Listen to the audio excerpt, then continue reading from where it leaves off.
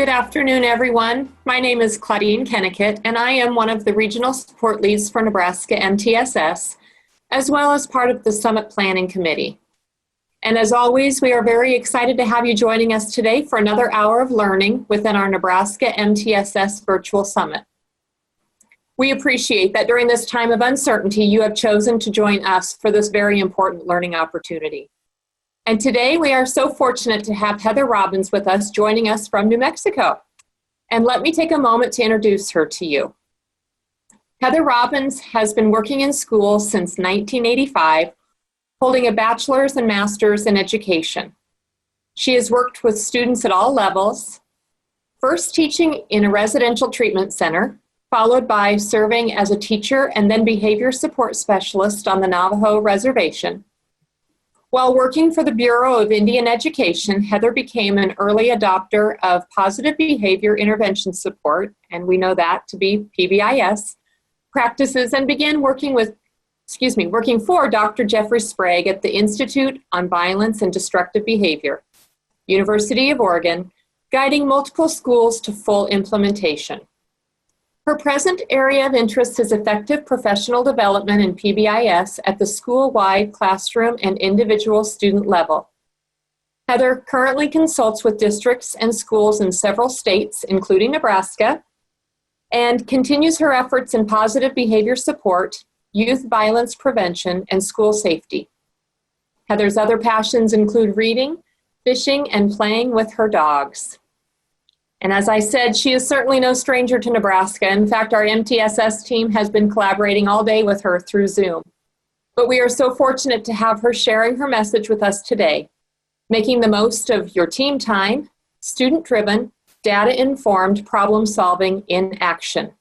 So without further ado, I welcome my friend Heather Robbins. Hey, thank you, Claudine. That was awesome. What a nice introduction. Okay, so I'm going to share my screen up here and I'm going to get us started. And first I want to say to all of you that know me, I would so much rather be with you in person. And also we know this time is so vastly different for everybody. And so we appreciate your time. We appreciate you being here. It's just great. Here's our topic today. We're going to strengthen the system and we're going to look at the problem solving process. We're going to do some fun things together in our short hour, so we just have a little bit of time, which I think is great. Claudine already introduced me. Here's a little more about me, so just a little bit so you can see. And I will just say, I show this to you more as a strategy than an introduction, because Claudine's already done that part. But, you know, we want to get to know the people that we're working with. We want to get to know our students. We want to get to know each other, because we start with relationships, right? So here's one way for you to get to know me. And if we were together, it would be cool to have you do something like this about yourself as well, so I could get to know you. And this is a strategy we can use with students as well, right? So a strategy for you. I have a friend in Bakersfield, California, who's done something really cool in the virtual world, because all of their schools are distance learning right now until October. And she made a Google slide that has for secondary students a locker in it, and a Google slide for elementary students that has a cubby in it. And then there's all kinds of stickers around that they can grab and put and decorate their locker or their cubby that tells about them and things they like and things they prefer. I just thought that was a great kind of getting to know you activity in the distance world. So we're going to do a welcoming inclusion activity. For those of you that have been participating in these events throughout the summit, you've heard about welcoming inclusion activities. So I'm going to ask you to please participate with me in the chat. You'll still see the chat down there on the bottom of your screen. And here's what I'd like you to think about for a moment. I'd like you to think about some time when the power of yet has helped you. And I'm going to describe a time when the power of yet helped me. I'm going to use yoga as an example. When I started doing yoga 2 or 3 years ago, and I know my friend Karen Montgomery out there will understand this, I struggled with balance. And I at first said things to myself like, I can't do this warrior three. I can't balance. I'm not graceful. I can't balance. And I had to tell myself, yet, yet. And I will tell you, I still struggle, but I've come a long, long way. And the power of, I would have quit if I didn't have the power of yet behind my back. And so what I would like for you to do in chat right now, participate with me, please, is put your name, your district and role, and then when is some time when the power of yet has helped you? And it could be as simple as, I know I can't see my grandkids yet, but I'll be able to soon, right? So in the chat, please put your name, your role, district and role, and then sometime when the power of yet has helped you. And I'm going to pause for a moment, and then I'll start to read some of those out. We've got Jane. I can't figure out all the technology yet. That's awesome, Jane. I think many of us could say that. Karen started to write something. Claudine said, I can't travel with my mom and siblings yet. Heather Gill says she's a coach with NDE, and she says, it's helping me know I don't have my camper to live in yet. Linda, who is a PBIS coach, said, when I was learning to barrel race, whoops, I have to scroll back up. I knew I couldn't get fast yet, but I finally did. Ellen, ESU 4 SPED director, said figuring out how to do just one more series of virtual training yet. We've got Nancy, who's a PBIS coach, and said, I'm not traveling yet. We've got Pam, who's from Papillion La Vista Elementary, who says, I'm not cooking a healthy dinner yet. And Karen, Karen Montgomery, PBI's coach, says, still learning about Google yet. Megan Pohl, who's assistant principal at Ashland Greenwood School, said, I don't know the routines and procedures at my new school yet. Congratulations on your new school, Megan. Mary Osterloh, is a PBI's coach. I can't see my new team members at my schools yet. Casey, who is an NeMTSS regional lead, says running half a marathon, but it finally happened because of the power of yet. Mary Jo, who's an NeMTSS, said I can't stop eating junk food yet. Tracy Hummel, hi Tracy, said she's a Raymond Central first grade teacher, and she said, I can't go to my honeymoon yet. Oh, Tracy, holy buckets. So we've got a few others. Christy, friend public school, Title I teacher. I don't have my schedule finalized yet. Dennis, a PBIS coach. I haven't totally mastered Swiss yet. Danny Nis from ESU 4, who's a principal, says, I can't take my mask off yet. There you go, the power of yet, right? And all of you who have ever been in training with me know that I really like greeting, like getting to know people. And I love this thing that we learned from Castle saying we should always start with a welcoming inclusion activity, right? So there's a little welcome inclusion activity. Thank you for participating in the chat. That means everything to me. So now I'm going to move us forward a little bit here. It looks like we might have a couple more that popped in. Let's see. Okay, so now we're going to pull forward. Why did we do those two things? Why did I put that collage up and talk to you about kind of a getting to know you thing? Why did we do the power of yet and a welcoming inclusion activity? Those two things are two small strategies for relationship building.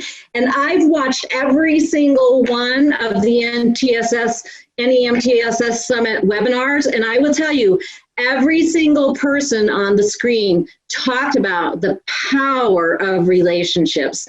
So it's important, it's the foundation, and even though we're here to talk about problem-solving process, it starts here. We're not going to be able to problem solve together without that power of relationships to back us up, right? So I want to tell you, as we proceed, you're going to see the one person I don't have on here is from Tuesday, Lee's Box, because I listened to Dominique, and so I don't know, I didn't hear her, and I don't know if it was posted yet. So I've got, but I'll get her up there.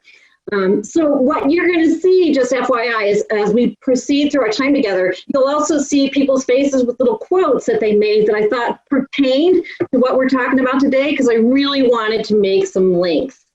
Hey, expectations. You all know that my background is PBIS. You heard that, and that's we're big on our expectations. So here's expectations from me. I'm going to have everything ready for you in the background. For you, we're going to use two other formats today. We're going to use Mentimeter and we're going to use Padlet. So when we put the link in chat for you, you know, when you should be prepared to click on them or to access them.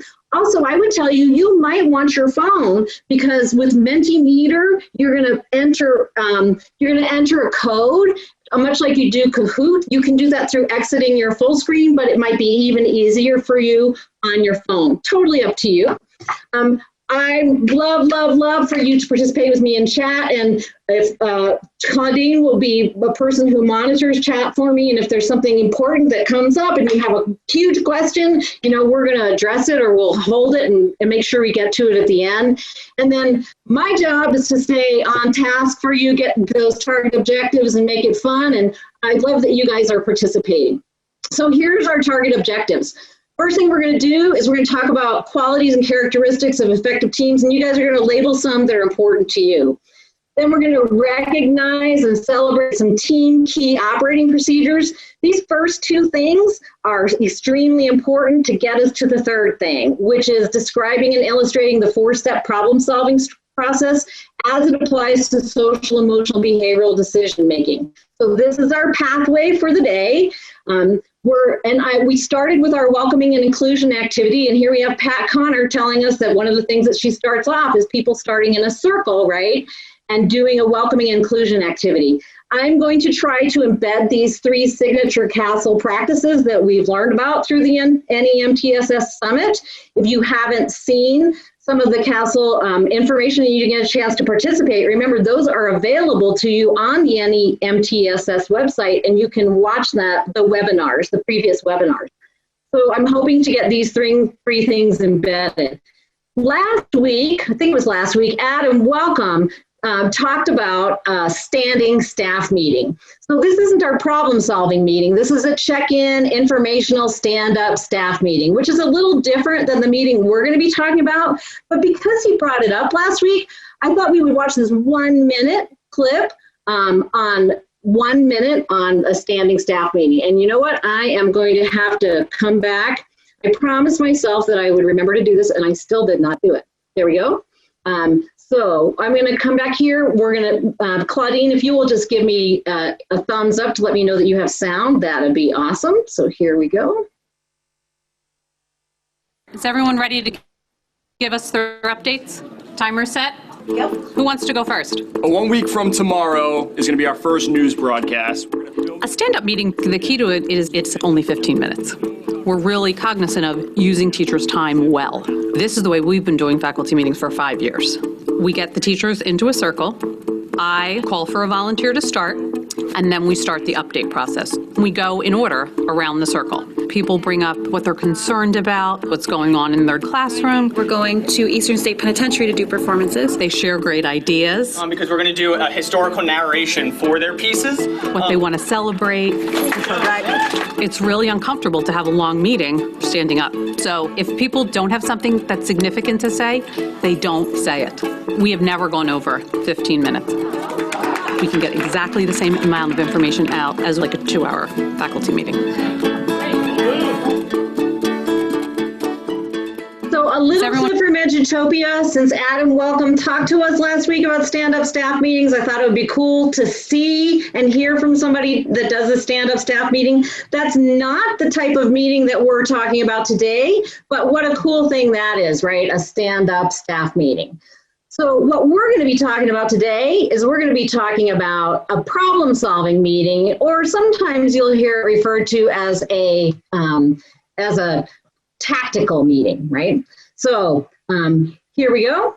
We're gonna be using the problem-solving process from the Nebraska MTSS model. Now I know some of you have created your own problem-solving process. That is awesome. Typically, there's very similar features. And very similar steps to problem-solving processes, right? So here we go. We're going to continue to move on forward here. A little bit from Helen Keller. Alone we can do so little, but together we can do so much. So this is where we're all going to be really brave, and you're going to go with me to a place called menti.com in a moment. So let me pull it up for you. I'm going to stop share for a second. what I want you to think about are what are some qualities, traits, or characteristics of effective teams? Qualities and traits of effective teams. So be thinking about that for a moment. And I'm going to take you to Mentimeter, which looks like this right here. And I'm going to put up this slide. I'm going to click present. And then you guys are going to go either on your phone or in the background on your computer, exit full screen. And you have to enter the code. You have to go to www.menti.com, www.menti.com, and you have to enter the code 3474883. So go to www, I think Claudine put that in the chat for us. I had it up and now it's disappeared again, the chat. So www.menti.com. I'm going to be doing it while you're doing it. So I'm going to get on my phone, make sure it's all working well. I'm going to go to www.menti.com. And when you get there, just like you might do with Kahoot, you're going to be entering a code. Look at this. Look at you guys rock and roll. Once you submit your code, you're going to see that you can put up to 5 responses if you want to. So let's see what we get. Qualities, characteristics of an effective team.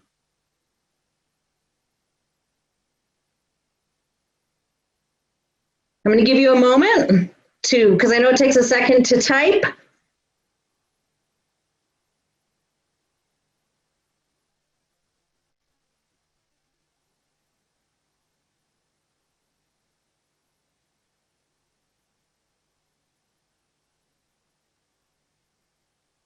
Look at you guys rocking and rolling it. I'm typing my last one in here myself.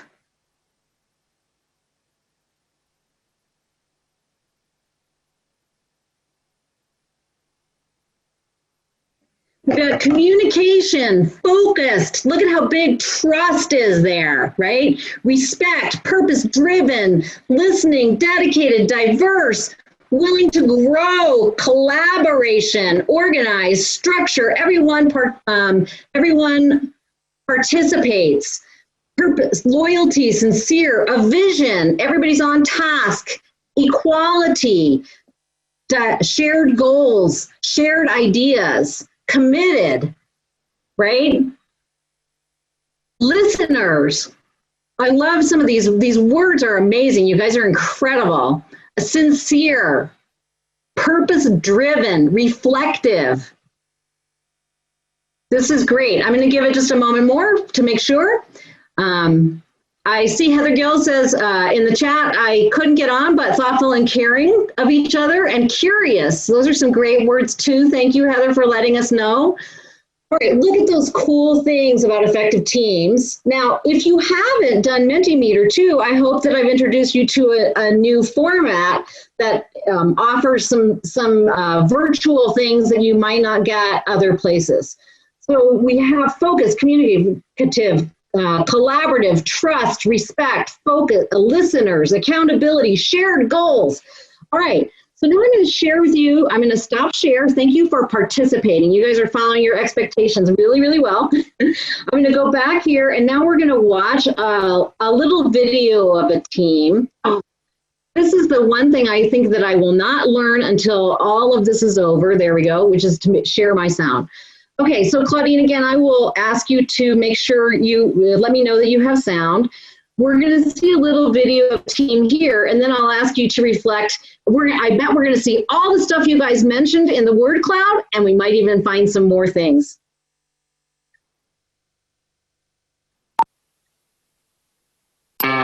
ถ้าพูดถึงทีมฟุตบอลของเราคงต้องย้อนกลับไปที่วันแรกที่นี่ชาวบ้านชอบดูฟุตบอลกันมากแต่ไม่มีใครเคยเล่นหรอกก็อย่างที่เห็นเรากินนอนอยู่บนน้ำมาแต่ไหนแต่ไรแล้วเพราะที่นี่ไม่มีพื้นดินสักนิดกีฬาอย่างเดียวที่เล่นกันได้คือแข่งเรือไม่ก็โม้กันเรื่องปลาที่จับได้วันนั้นแหละความคิดเล็กๆก็เกิดขึ้นพวกเราคิดตั้งทีมฟุตบอลขึ้นมา ชาวบ้านก็คิดว่าพวกเราบ้า เด็กพวกนี้ส่งเสียงอะไรกันปาเปิ้ลหีหมดแล้ว เราต้องทีมบอลเราจะเป็นแชมป์โลก มีแต่ทะเลกันที่กับทีมตกหมึก จริงอย่างที่แกพูด พวกเราไม่มีแม้แต่ที่ให้เล่นฟุตบอล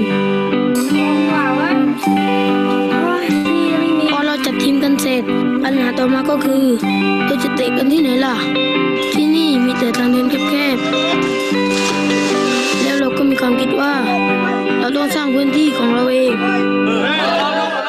เรารวบรวมเศษไม้เก่าๆ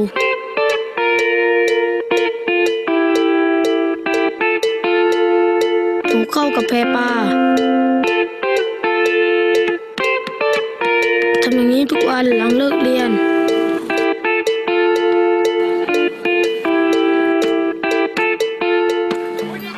แล้วเราก็สร้างสนามของเราขึ้นมามันโยกเยกแต่มีวัตถุปูเต็มไปหมดบอลตกน้ำบ่อยมากเลยพวกเราด้วย แต่เราก็เรียนรู้ในการเล่นบนสนามแบบนี้ก็นี่แหละสนามของเรา สนามนี้จะเป็นแชมป์โลก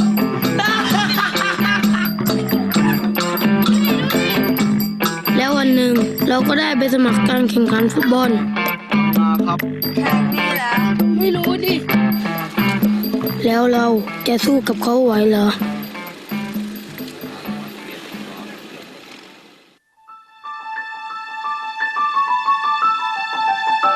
แล้วเราก็ตัดสินใจลงแข่งถึงจะไม่มีชุดก็เหอะ นี่เลยแชมป์ชุดนี้รออย่างแรก เราไม่รู้มาก่อนว่าจริงๆแล้วชาวบ้านก็สนใจเราเหมือนกันพวกเขาเอาชุดมาให้แถมตามมาเชียร์ด้วยตอนนั้นเราตื่นเต้นนะ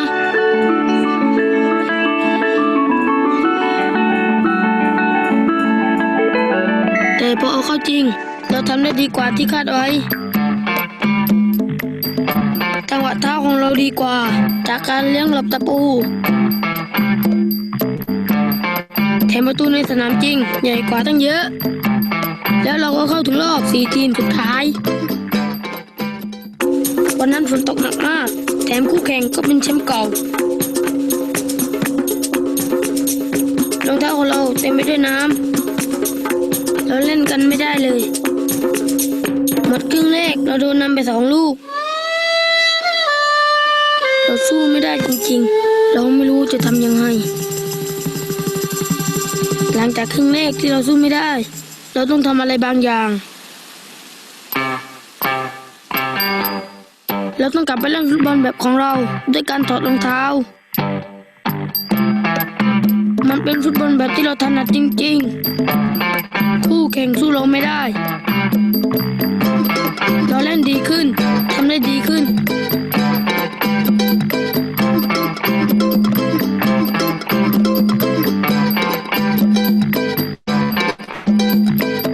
เราตีเสมอได้เราคิดว่าเราจะชนะแต่เพราะลูกนั้นในนาทีสุดท้ายนั่นแหละ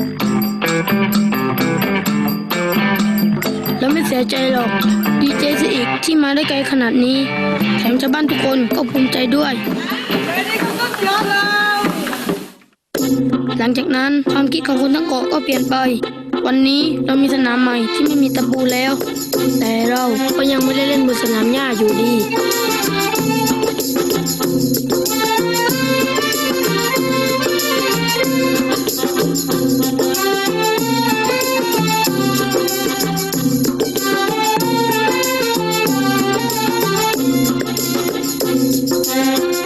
แล้วเรื่องของคุณล่ะTMB เชื่อว่าพลังในตัวคุณเปลี่ยนโลกให้ดีขึ้น TMB make the difference I saw that and I just thought it was so inspiring. They were so inspiring. So now we had our word cloud, and I would ask you after watching the video, did any other words occur to you? And if you wouldn't mind sharing in chat any other words that popped up to your mind.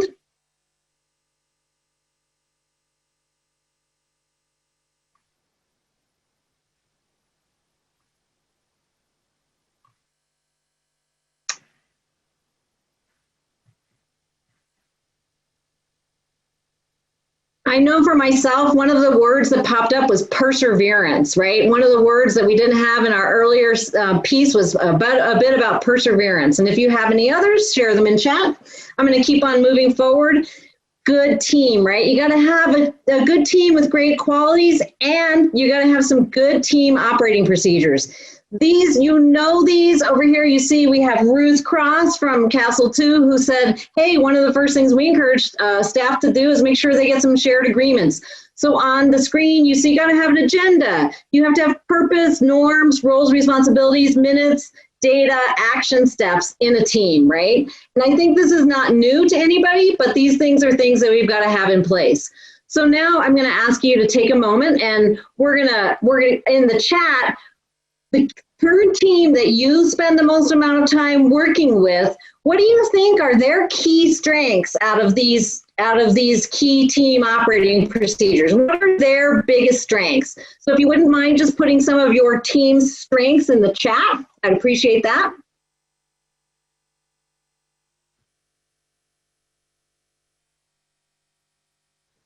Oops, my chat disappeared, so I'm going to pull it back up. We've got agenda, norms and values, data and action steps. Agenda, really good. Flexible. Oh, I see. So the team spirit, persistence, commitment, determination, resilience, passion, adaptive. Thank you, thank you, thank you. You guys are being amazing participants. My chat disappeared and I couldn't get it back. Having a purpose, agenda and action steps, very nice. So we've got to have those characteristics and qualities that we saw both in the word cloud and that we saw demonstrated in the team from Thailand, right? Along with the things that you wrote in chat, dedicated. And then we also have to have those team key operating procedures, agenda, minutes, action plan, roles and responsibilities. Now we can get to the problem solving process when we have those background pieces in place, right? So thank you again for participating in chat. And I tell you this because we got to celebrate. Even when we have our team meetings, one of our first things should be, what are some celebrations that we have going on, right? We heard from Adam Welcome, who said, hey, take the time to celebrate. There is a brag deficit in education. We heard from Javier, who talked to us about educator self-care. He said, if we're not taking care of ourselves, then it's difficult for us to maintain positive relationships. Even when there's a disagreement, if we're taking care of ourselves, we can do that, right? And whenever we're going to be on a team, we're not always going to be 100% together. There might be a little conflict, and when we have good educator self-care and we have trust in that team, we can manage conflict inside of the team. So now that we have those foundational pieces in place, now we're going to take a look at the problem-solving process. So we talked about some qualities and characteristics of effective teams. We labeled those. We talked about some important team operating procedures. We're not going to belabor those points. I think you guys all know that. Now we're getting to the nitty-gritty, right? The problem-solving process. So in our NeMTSS problem-solving process, the first step is identify. Your problem-solving process may have a different word there. There's no problem with that, right? I mean, typically the step is the same, even though a word to describe the step may be different. And here are some things that we might want to consider. First off, is there a problem? Sometimes I see teams looking for a problem, and I'm like, you don't have to find one. Sometimes things are running pretty smoothly, and we don't have to dig to find problems. Is there a problem? And so how do we know if there's a problem? Well, because there's a difference between what we expect to see and what we are seeing. And how do we get that? Well, we have to have some information or data on the table, right? Another way to identify if there's a problem is we want to have at least 80% of our students meeting tier one, the core, meeting their needs, whether it's academic, behavior, social, emotional, attendance, whatever we're doing at the core, we're hoping to see about 80% of the students doing well with that core. What if there is more than one problem? Is there a priority problem? Is the problem school-wide, classroom, grade level? And we're talking core and tier one here, so I'm not really going to go into individual student things. Next week, you're all going to come and hear Daniel Rector, right, talk about some more of those intensified supports for students and decision-making at that level. So at our level, especially when we talk about behavior, we try to say, let's make a precise problem statement with who, what, when, where, all right? So I'm going to show you I'm going to tell you the story of a school, and I'm going to show you some data, and then I'm going to ask you guys to help develop we're going to run through the problem solving process to identify their problem, and then we're going to analyze, we're going to think why this might be happening and goal set. We're going to develop some implementation solution steps for them. We won't be able to find out the end of the story because we won't be able to reflect yet, but we're going to take ourselves through most of those steps, right? So this is a school. Let me tell you about this school. I first want to tell you that the data you're going to see here is the school's minor data. Let me tell you about their major data, just so you know. They're doing very well in terms of their major data, with few students needing access to tier 2, or tier 3 supports. But they decided to really comprehensively collect their minor data. And when they did that, they discovered that they had a lot more percolating things last year than they expected. So this is the minor data from a school that decided to really hone in on their minor data. Now, what you're seeing on the screen here is an entire year of data, right? So I'm going to talk to you through it. I'm going to explain to you. We're going to do a little drill down in the data here, and I'm going to tell you their thinking. So if you're looking at the data, I'm going to bet right away that something pops into your mind is, ooh, August and September were kind of rough last year. And you're looking over here at some disruption, defiance and disruption, and some physical contact. And then you're looking at these bumps across the day, and you're looking at where these things are happening. So this team decided that they have more than one problem, but they wanted to hone in on one problem that was their priority. So they took August and September because it was really tough last year. And they said, let's take a look at August and September and let's see what happened there. When they did that, what they discovered is that a lot of the K-1 referrals came in August and September. Not all of them, but a lot. So they decided to focus their energy on K-1 in August and September. Now I'm going to talk you through the rest of their thinking in a moment here. So K-1, August, September, they had to drill down this year long was too much information and they had to dig a little further. So what they discovered when they looked at their K-1 data is they had 2 students last year who actually needed very intensive supports, one in kindergarten and one in 1st grade. And those 2 students were responsible for many of the K-1 referrals that came from August and September. Now, I will tell you, I can tell you this end of the story. Those 2 students both received individualized supports from a board certified behavior analyst, a BCBA. They had individualized plans and they were on those plans by October, and that completely changed their pathway. I will tell you that. Now, outside of those 2, they decided to say, well, if we take the 2 students out who needed extremely intensive supports, do we still have a problem? So here's their data. In the classroom, this is just from August. That was only 2 weeks of school for them last year. They have 2 students out. They still had a lot of minor disruption and defiance. And the reason we say it's a lot, because a very general rule is if more than 10 students are engaged in it, it might be a systems problem versus a student problem. So now there's this time of day graph for them. And you'll see here that they have this bump that occurred right here and a bump here and a few other bumps about the day. Well, let me tell you something. As they disaggregated and thought about it, these bumps that you see happening are in the 30 minutes prior to a major transition. So the 30 minutes prior to going to lunch, the 30 minutes prior to going to recess. So here we have a bunch of students in K-1 who are having some minor defiance and disruption in the classroom, and it seems to be happening particularly in the 30 minutes after content, well, during content, before a big transition out of the classroom. So I want you now, again, here we're going to be brave together, and you guys are going to do a Padlet with me. So I want you to think about, what did you see in that data? I want you to think about, what do you wonder? Do you have some questions that weren't answered? Because we're not ever going to answer 100%. And what do you think this team might have, where might they focus their energy? Like, what is the problem? How could they say a who, what, when, and where? It's kind of a lot to ask of you. I'm going to go to the Padlet, so I'm going to stop sharing this screen, and I'm going to get the Padlet up in the back for you. And so when you go to the Padlet, Claudine, I think, was able to put it in the chat for you. I'm asking you, what do you wonder?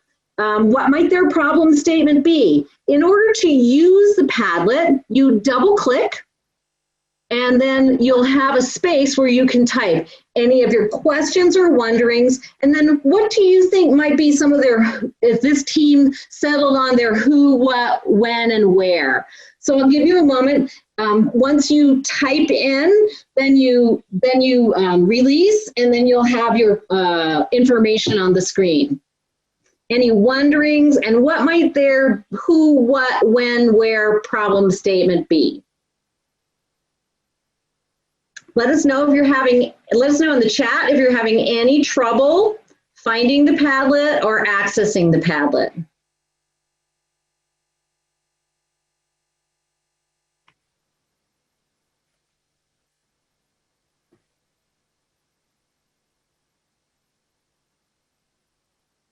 There we go, it's starting to update.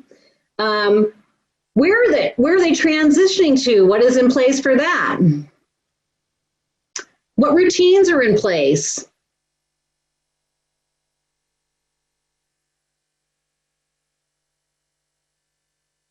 What instruction is happening during this time? Is it engaging or is it free time? These are great questions. Are the students needing a movement break sooner than the scheduled transition time? I wonder what happens before the transition. These are awesome. I love that you guys are participating in the Padlet. How many adults are around?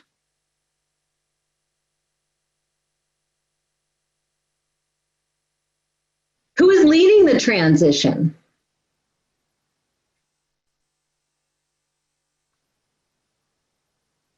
All right, these are really good questions and thoughts to have, right? And we're not going to have all of the answers, but we had some, what expectations were given? Do they have a warning?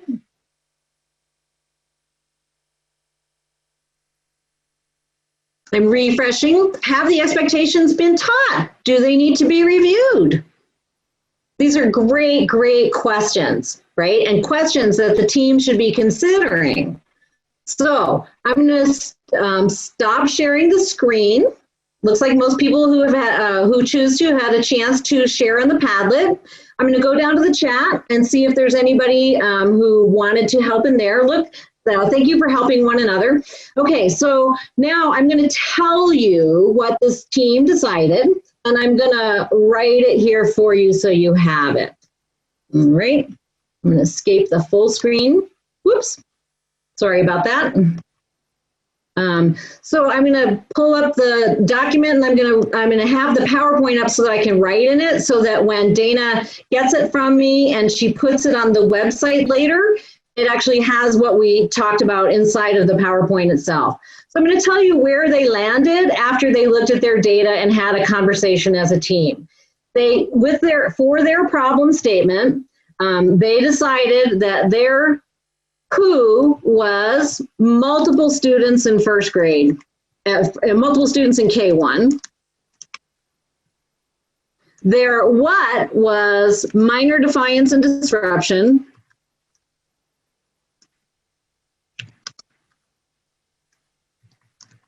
Their when was in the 30 minutes before a transition. And that's heavy content time. And their where was in the classroom. This is what they landed on. All right. Remember, this is our hypothesis. This is what the best that they could come up with, what the data was telling them, also having conversations with the K1 teachers. Okay. So they identified a problem. Who, what, when, where, right? So they've done the identification piece. Awesome. So what do we do next in the problem solving process? Next piece that we're going to do is we're going to analyze, right? So now we're going to move into analyze. Why is this problem happening? Why could this be happening? Now, there's a couple of different ways to get at some whys. There's the 5 whys that I'm sure many of you have heard of from Sakichi Toyota, the 5 whys. And then there's why that's function or function behind behavior, right? So I'm going to give you a general rule to follow, a very general broad rule. The 5 whys, it's cautionary to use that with student behavior because we think about function when we talk about student behavior. But if it's adult related, then we might go through the 5 why process. On the next slide, I'm going to show you a demonstration of what I mean by that, so it's clear. So we're going to look at the whys, and I'm going to tell you where this team was, and then we're going to make a hypothesis, and then we're going to set a goal. All right. So here's an example of the 5 whys being used for a behavior concern, but it's actually a little bit on the adult side. So this comes from a survey, a perceptual survey for adults. It's called the self-assessment survey. And on this survey, 46% of staff indicated that distinctions between office managed and staff managed behavior wasn't clear. Now, this isn't from the school that we just looked at. This is just a totally different set of data. I'm showing you how to use the 5 whys with adult behavior. So here you'll see they started to ask, well, gosh, why might this be? Well, why do we think this? Well, we think this because we know that students are being sent to the office for minor behaviors and really they're only supposed to go for majors. Well, why might that be?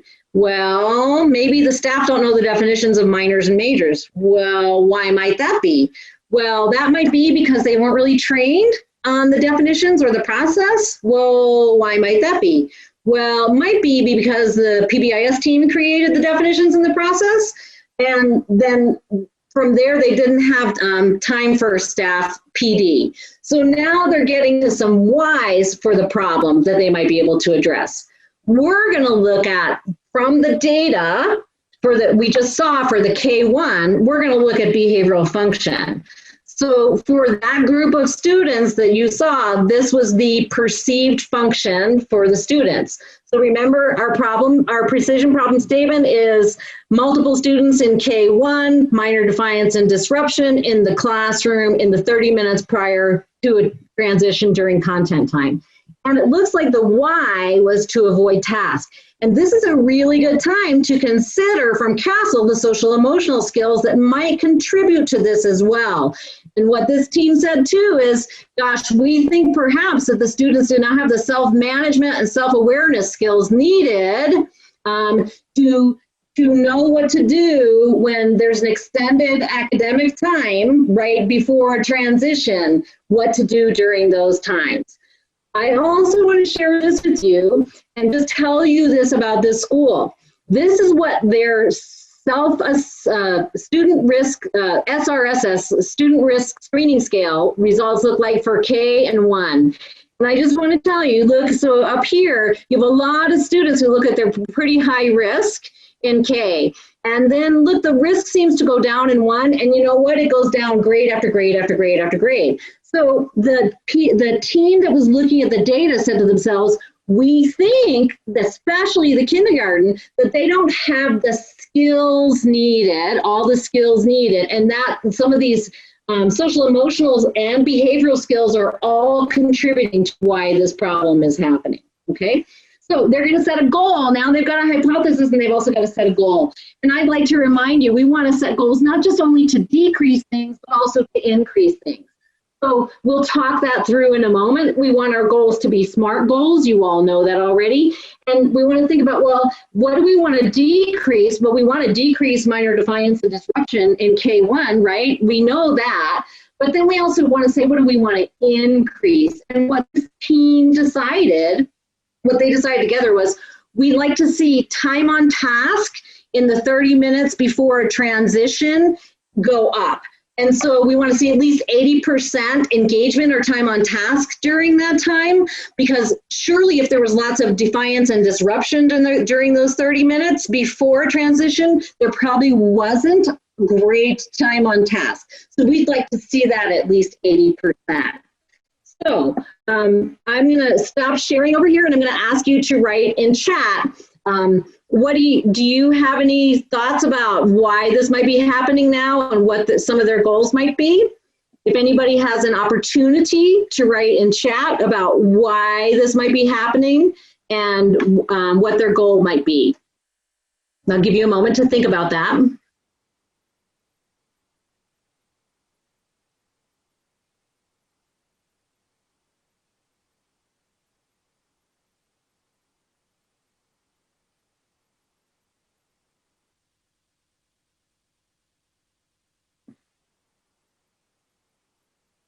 I'm going to pull my screen up here and I'm going to do a little typing for you too. I cannot seem to, there we go.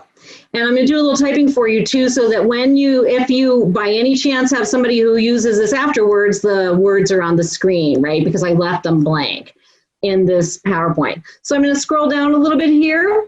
Whoops, right here. Whoops. There we go.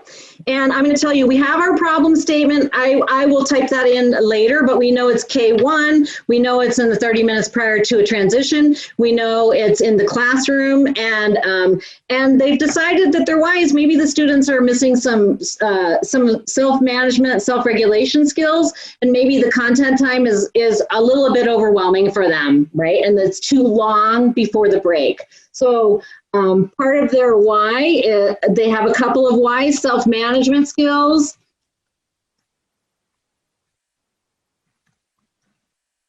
and they also had another why in that too long without a break.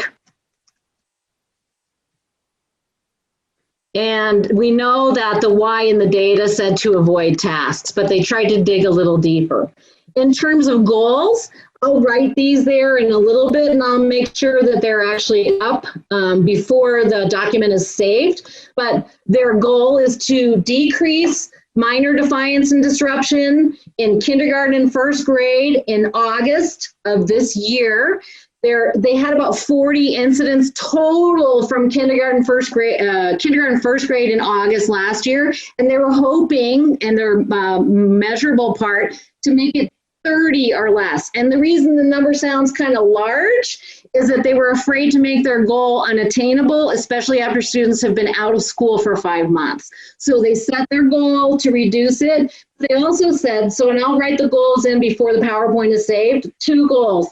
First goal, reduce minor defiance and disruption in kindergarten in the 2 weeks in August, so we have less than 30 events of those things happening. And then their goal was to increase time on task and engagement from kindergarten and first grade in the 30 minutes prior to any major transition. So now we have some goal statements. And you'll see over here that we had our friend Jamie Harris talk about how we need to make sure we're matching what we're doing with what our data is telling us. Okay, so now what's their plan going to be? Well, I always give these words people for plans with behavior. What do you want to prevent, teach, reinforce, respond? Now, you don't always have to use all 4 of those words, and I'll give you an example of that. In one school, in middle school I worked in, they were having difficulty in their middle school hallway, and they thought about prevent, teach, reinforce, respond, and said, hey, you know what? We think one thing will take care of that. One, and it's under prevent, and that's get more adults in the hallway during the transition. And that's what they did. So they put more adults in the hallway during the transition, the visibility, and adults connecting with the youth solved the problem. They didn't have to have all 4 components. And they also you might be considering, is there something we need to change about instruction? Is there something we need to change about the environment? Are there any materials that we need? And then who will do what by when? And how will we assess fidelity? So this is from Rob Horner, and these are words. He's a big kind of guru in the world of PBIS, and he says we want the smallest change that will have the biggest impact for students. So that's why I said if one thing solves the problem, do the smallest thing, right? So many times when I say those words, prevent, teach, reinforce, in terms of behavior, I think people think we have to do all 4 components. I'm not saying that, I'm just saying they're a good guide to developing some ideas for solutions. So we want to think about how could we prevent it? What do the students need to be taught differently? Can we recognize or reinforce the behavior we've taught them when they're doing it? And how can we respond in a way that's not just punitive, but instructional in nature? And then we also have to say who's going to do what by when. So I'm going to go back and reflect on Celeste Malone, who said, we need to think about engaging instruction. So I'm going to tell you, hint, hint, one of those prevention pieces was engaging instruction. So somebody said that on the Padlet, yay, making sure that instruction is engaging in those times before. And I actually, in this school, decided to do whiteboards with K1 right there before lunch in particular, because the kids really seem to do well with the whiteboards. We also heard from Lauren, who said we want to make sure that when we do respond, we're thinking restoration and that we have restorative practices in general tied into everything else that we do. And when we have students who need supports and they're doing something one way, it's not like Mary Lou said, when they have emotion or things are happening, we're not saying, you don't do that, you shouldn't feel that. Instead, here's what you do instead, right? So when we talk about prevent, teach, reinforce, and I will fill this slide and type it in when we're done, since we're already at 521 for you guys. For prevention, I'm going to tell you what the school decided to do, and you guys were already on it. They decided, number one, to add in a break, right? Some brain breaks in the content times. They decided to add in some brain breaks in content times to prevent it. They decided to ensure that whatever they were doing right before those transitional periods were engaging tasks for students, right? They taught students how to ask for a break and how to ask for help if they need it, because they also felt there might be some, since kids were avoiding tasks, maybe some students needed support with some of the content tasks as well. So they taught them how to ask for a break and how to ask for help. To reinforce the students, they decided the first thing they were going to do is the ripple effect. Praise others that are doing the thing they needed, and increase performance descriptive feedback and positive feedback to students in those 30 minutes. Make it more in those last 30 minutes before any kind of transition. And then they have a school-wide system, and they thought they would intermittently also use their school-wide system. In terms of responding, they thought that they would reteach the skill set and practice the skill set, reteach and practice. Because remember, these are K1 students. So they really want to make sure that they're getting the skills needed. So they wanted to reteach and practice as the first way to respond, right?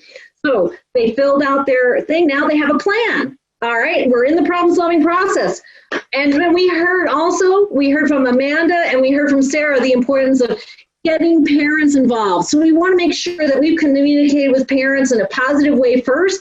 But you know what? Then if we've had those bridges built with parents, they're right there with us. And if we say, hey families, just so you know, we're working really hard on making sure that before we the last few minutes when we're in class that we're doing really well. And here's your child has been taught how to ask for help this way, and they've been taught how to ask for a break this way. It'd be great if you helped us with those things too, right? Get them involved and get them on the page with us.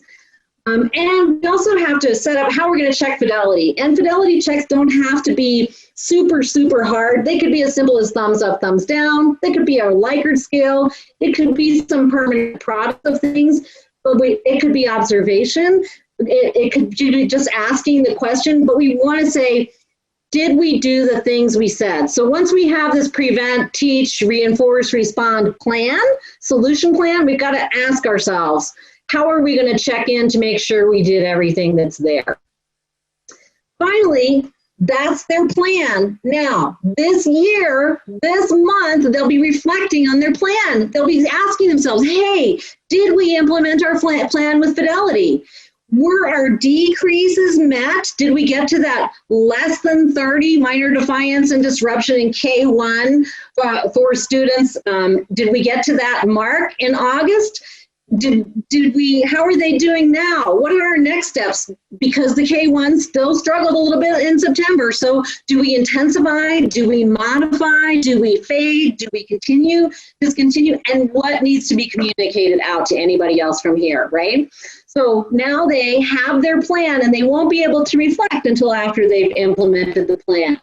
They've gone through the problem-solving steps. They've gone through the 4 steps with a behavior, social, emotional. Identify who, what, when, where with precision as much as possible. They analyzed, they thought, why is this occurring? What's causing this difference? And they said to themselves, what's our goal going to be? Then they came up with a solution plan, a simple solution plan, the smallest steps that might have the greatest outcome for students, right? And, you know, we heard from Stacy that we have to have a process that helps us investigate what's going on. And that's what the problem-solving process really allows you to do when you implement all of the components of it. So I want you guys to think about your school and what your team does best with right now in terms of the problem-solving process, the team that you were talking to us about. Are they really good at identifying the problem? Are they really great at analyzing the problem? Are they really great at implementing the problem or implementing the solution steps? Are they really good at reflecting about how things went? And you're going to rank order those. So we're going to be brave again, and we're going to go to Mentimeter. The same thing. You're going to go to menti.com. I'm going to pull it up. I have to go to the next slide in the show on Mentimeter for you to respond. So let me pull it up for you right here, and I will present the next slide. Okay, so you're gonna now, when you go to menti.com, you're gonna enter the same code, 34748833, rather, and then rank. What is your team that you're working with right now? What part of the problem-solving process do they do best? Are they great at identifying first, and then evaluating and forget some of that implementation? Or are they, rank order what they do best? And I'll go to menti.com myself right now and also enter the, so you'll see as soon as you get there, I'm in. There you go, you guys got it. It'll tell you you can select what's first.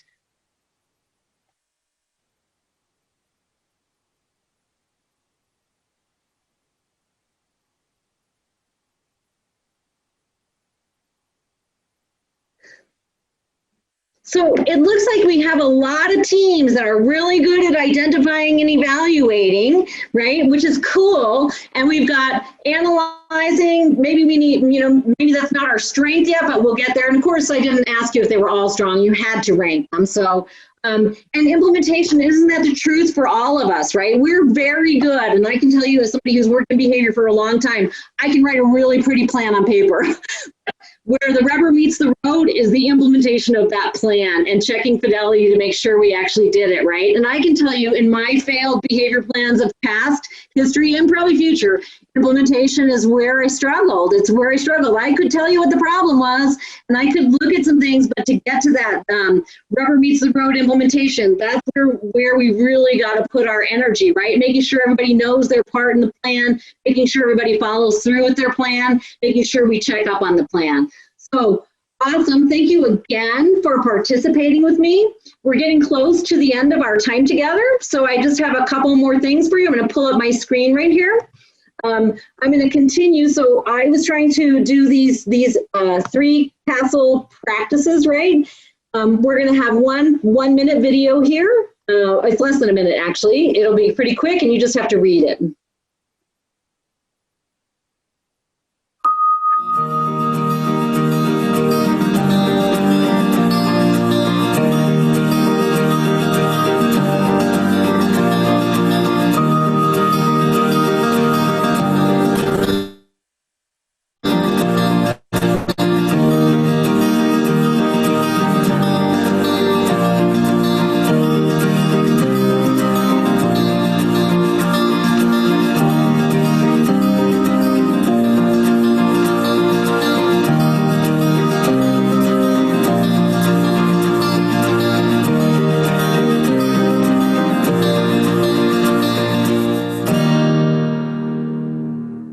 There are some I's in team, right? So we looked at some qualities and characteristics of effective teams with our word cloud. We recognized and celebrated some team key operating procedures. And then we went through the 4-step problem solving process: identify, analyze, implement, reflect, with some real data from a real school as it applies to behavior. So this is the last thing that I would ask for you before Claudine closes this out. This is an optimistic closure following Hassel's recommendation for 3 signature practices. So I want you to write one word in chat that describes how you're feeling about what we did together today. One word. So one word in chat. This is our optimistic closure, one word. I'm going to take off here. Energized. Yay. Encouraged. Inspired. Inspired. Hopeful. Encouraged. Ideas. These are awesome. Thank you. And I see some of my friends here that I haven't had a chance to see in a long time. So I just love that. Thank you for that. Thank you for participating and on productive. And I will tell you that you'll also have my name, my email, and my phone number on the slideshow when it's up on the website. So Claudine, I see it's excited, motivated, incredibly applicable and helpful. So Casey, I'll turn it over to you to wind us up. Well, Heather, that was amazing. I don't know if that word made it to the chat, but that was another one. I wanted to reiterate some of the highlights for today, but there are so many that I'm not going to be able to tackle all of them, but I will touch on a couple. Thank you for starting us off with the welcoming strategy for the purpose of inclusion. I personally loved the idea of the power of yet. Such a simple strategy for all of us, not only in the classroom, but for us in our personal and professional lives. Again, you've reiterated the power of relationships and the effectiveness of a strong team and how good operating procedures can be key for the success of a team. And as we all know, analyzing data and utilizing a strong problem-solving model are so important for decision-making. And walking us through the identification of the problem statement, discussing the whys, creating specific goals, and then implementing and reflecting on the plan is such a doable but crucial process for us all. And as you also mentioned, all of the previous presentations are available to view on the NeMTSS website, and we do encourage everyone to check those out. What an outstanding job connecting your message with the prior week's learnings. Thank you so much. And for the rest of you, again, we appreciate you taking the time to join us today, and we do hope that you are able to participate with us next week during our final week of the Nebraska NeMTSS Virtual Summit. We will be back next Tuesday, September 15th at 4:30 with Daniel Rector, who will be sharing a presentation entitled Creating the Infrastructure for Intensified Supports. And then our Nebraska NeMTSS team will be finishing up our 6-week series next Thursday, September 17th, with a final presentation on system alignment and NeMTSS support. We hope you can enjoy some sunshine over the next few days, and we hope your Friday is a fantastic one. And Heather, thanks again for spending the entire day with the NeMTSS team, but also being here at the virtual summit today. Totally my pleasure, and I can't wait to see you guys in person live again. Thank you so much.